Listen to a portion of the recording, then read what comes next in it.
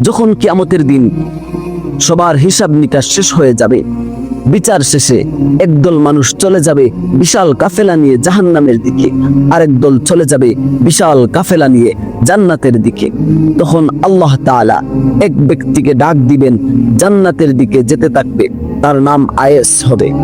আল্লাহ তাআলা ফেরেশতাদেরকে বলবেন, তোমরা তাকে সবার থেকে আলাদা করো।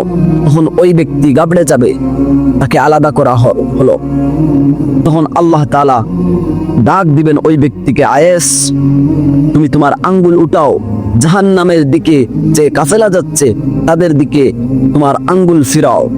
যতদূর পর্যন্ত তোমার আঙ্গুলের ইশারা যাবে আমি ওই পরিমাণ জাহান্নামী মানুষদেরকে ক্ষমা করে দেব। তখন ফেরেশতারা আল্লাহর কাছে আরজ করবে, আল্লাহ আপনি কেন ওই ব্যক্তির কারণে এত পরিমাণ জাহান্নামী মানুষদেরকে মাফ করে দিয়েছেন? ওই ব্যক্তি কি এমন আমল করেছে?